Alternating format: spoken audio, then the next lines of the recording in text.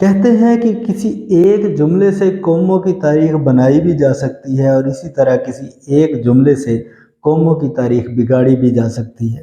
السلام علیکم دوستو، میں ہوں دلاور قمر اور آج میں بات کروں گا سیاسی نعروں کے اوپر، یعنی پولیٹیکل سلوگنز۔ ہمارے ہاں پولیٹیکل سلوگنز بہت مضحکہ خیز بھی ہوتے ہیں اور بہت دلچسپ بھی ہوتے ہیں، کیونکہ دنیا بھر میں پولیٹیکل سلوگنز جو ہیں وہ کسی بھی پارٹی کے منشور کو اور اس کے حکمت عملی کو بیان کرتے ہیں، اس کا پورا سیاسی جو ایک فلسفہ ہے اس کو بیان کرتے ہیں، لیکن ہمارے ہاں ایسا نہیں ہوتا۔ 1970 کی دہائی میں پیپل پارٹی نے نعرہ لگایا تھا کہ مانگ رہا ہے ہر انسان روٹی کپڑا اور مکان، اور اس کے بعد ہم نے دیکھا کہ متعدد بار پیپل پارٹی کی حکومت بنی، لیکن وہ یہ بنیادی ضروریات جن کا ذکر انہوں نے اس نعرے میں کیا تھا وہ دینے میں قاصر رہے۔ اس کے بعد کئی ایسے نعرے آئے جن کا ان سیاسی پارٹیز کے منشور کے ساتھ کوئی تعلق نہیں تھا، جیسے 1977 میں PNA کا نعرہ تھا گنجے کے سر پہ حل چلے گا، گنجا سر کے بل چلے گا۔ مجھے سمجھ نہیں آئی کہ اس نعرے سے ملک کو کیا فائدہ ہوگا۔ 1984 میں ضیاء الحق کا صدارتی ریفرنڈم ہوا، عوام نے ریفرنڈم کا بائیکاٹ کیا، عوام گھروں سے نہ نکلی، لیکن پھر بھی فیصلہ جو ہے وہ ضیاء الحق کے حق میں ہوا۔ تو حبیب ظالم نے اس میں کہا تھا کہ شہر میں ہو کا عالم تھا جس دن ریفرنڈم تھا۔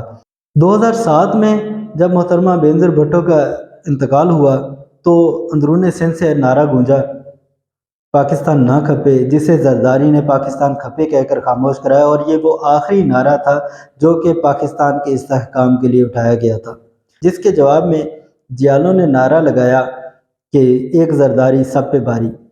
2013 میں پیپل پارٹی کا وہی نعرہ روٹی کپڑا اور مکان بھی قائم تھا، یعنی اتنی مدت گزرنے کے باوجود بھی ابھی ہم روٹی کپڑے اور مکان میں پھنسے ہوئے تھے۔ 2002 میں پرویز مشرف کا نعرہ تھا کہ سب سے پہلے پاکستان۔ 1986 میں جب محترمہ بینظیر بھٹو لاہور آئی تو اس وقت نعرہ تھا جب تک سورج چاند رہے گا بھٹو تیرا نام رہے گا۔ 6 اگست 1990 کو پیپل پارٹی کی حکومت کی برطرفی کے بعد نعرہ تھا یا اللہ یا رسول بینظیر بے قصور۔ حال ہی میں نون لیگ نے نعرہ لگایا ووٹ کو عزت دو، جس سے یہ واضح ہو گیا کہ ہمارے ملک میں اول تو ووٹ کی عزت نہیں ہے، گویا جمہوری عمل جو ہے وہ خطرے میں ہے، یا پھر سرے سے ملک میں جمہوری عمل جو ہے وہ ناکام ہو چکا ہے۔ تحریک انصاف نے نعرہ لگایا کرپشن کا خاتمہ اور انصاف کی فراہمی۔ دنیا میں تماشا بنا کہ ہمارا ملک کرپشن میں ڈوبا ہوا ہے اور ہمارے ہاں انصاف کی کمی ہے۔ اب ذرا نظر دوڑاتے ہیں دنیا کی طرف کہ دنیا میں کس طرح کے نعرے ہوتے ہیں۔